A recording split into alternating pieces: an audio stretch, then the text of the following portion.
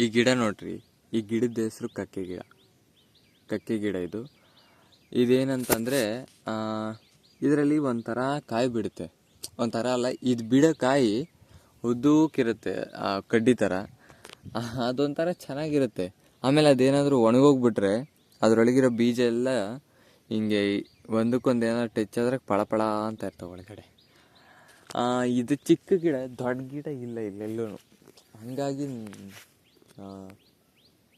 ಇದನ್ನು ದೊಡ್ಡ ಗಿಡ ತೋರ್ಸೋಕ್ಕಾಗ್ತಾಯಿಲ್ಲ.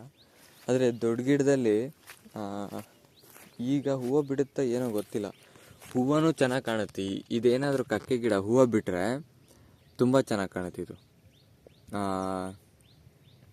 ಹೂವು ಬೇಕಂದರೆ ತಮ್ನೈಲಲ್ಲಿ ಹಾಕ್ತೀನಿ ಸಿಕ್ಕಿದ್ರೆ.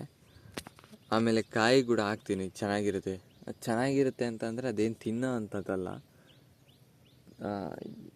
ಅದು ಉದ್ದೂಕ ಚೆನ್ನಾಗಿರುತ್ತೆ. ಒಂಥರ ಈ ಕೋಲಾಟ ಆಡೋದಕ್ಕೆ ಕಡ್ಡಿಗಳು ಬಳಸ್ತಾರಲ್ವ, ನಾನು ಹೇಳ್ತಾ ಇರೋದು ಈ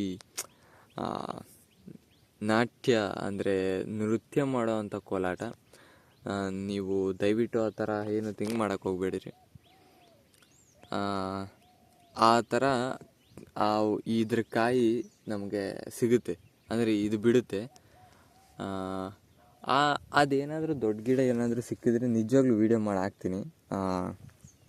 ಸದ್ಯಕ್ಕೆ ಇದು ನೋಡಿ, ಇದ್ರ ಹೆಸರು ಕಕ್ಕೆ ಗಿಡ. ಆಮೇಲೆ ಇನ್ನೊಂದು ಏನಂತ ಅಂದರೆ, ಎಲ್ಲ ಈಗಲೇ ಹೇಳಿದ್ರೆ ನನಗೆ ಮತ್ತೆ ದೊಡ್ಡ ಗಿಡ ವೀಡಿಯೋ ಇನ್ನೇನಕ್ಕೆ ಅನಿಸುತ್ತೆ. ಅದೇನೇ ಇರಲಿ,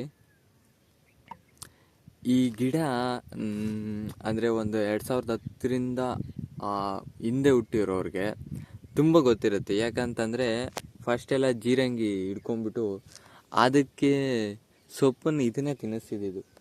ನಾವು ಹೆಂಗೆ ಅಂದ್ಕೊಂಡ್ಬಿಟ್ಟಿದ್ವಿ ಅಂದರೆ ಇದೇ ಅದಕ್ಕೆ ಸೊಪ್ಪು ಆಹಾರ, ಇದು ಬಿಟ್ಟರೆ ಇನ್ನೇನು ತಿನ್ನಲ್ಲ ಅಂದ್ಕೊಂಡ್ಬಿಟ್ಟಿದ್ವಿ ಆದರೆ ಅವಾಗೇ ಗೊತ್ತಾಯಿತು ಅದು ಇನ್ನೂ ಏನೇನು ಬೇಕಾದ್ರೂ ತಿನ್ನುತ್ತೆ, ಯಾವ ಸೊಪ್ಪು ಬೇಕಾದ್ರೂ ತಿನ್ನುತ್ತೆ ಅಂತ.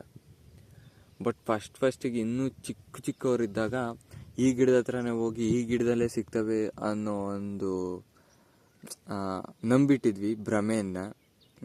ಆದರೆ ಆಮೇಲೆ ಗೊತ್ತಾಯಿತು ಅದು ಎಲ್ಲಿ ಬೇಕಾದ್ರೂ ಸಿಗ್ತಾ ಇರ್ತವೆ ಒಂದು ಕಾಲದಲ್ಲಿ ಅಂತ. ಆದರೆ ಇತ್ತೀಚೆಗೆ ಅವು ಕಾಣ್ತಾ ಇಲ್ಲ. ಈ ಟೈಮಲ್ಲೇ ಮಳೆಗಾಲದಲ್ಲೇ ಅವು ಕಾಣ್ತಿದ್ದಿದ್ದು, ಅವು ಕಾಣ್ತಾ ಇಲ್ಲ. ಸೊ ಅಷ್ಟೇ. ಇದೇ ನೋಡ್ರಿ ಕಕ್ಕೆ ಗಿಡ. ಇದು ಬಿಟ್ಟರೆ ಇನ್ನೇನು ಇದು ಎಂತಕ್ಕೆ ಯೂಸ್ ಮಾಡ್ತಾರೋ ಗೊತ್ತಿಲ್ಲ. ನೋಡ್ತೀನಿ, ದೊಡ್ಡ ಮರ ಏನಾದರೂ ಸಿಕ್ಕಿದ್ರೆ ಆವಾಗ ಇನ್ನೂ ಡೀಟೇಲಾಗಿ ಹೇಳೋಕ್ಕೆ ಟ್ರೈ ಮಾಡ್ತೀನಿ. ಸೊ ಇದಿಷ್ಟು ಕಕ್ಕೆ ಗಿಡದ ವಿಡಿಯೋ. ಸೊ ಇಲ್ಲಿವರೆಗೂ ನೋಡಿದರೆ ತುಂಬ ಧನ್ಯವಾದಗಳು ನಿಮಗೆ. ಮತ್ತೊಂದು ವಿಡಿಯೋದಲ್ಲಿ ಮತ್ತೆ ಸಿಗೋಣ.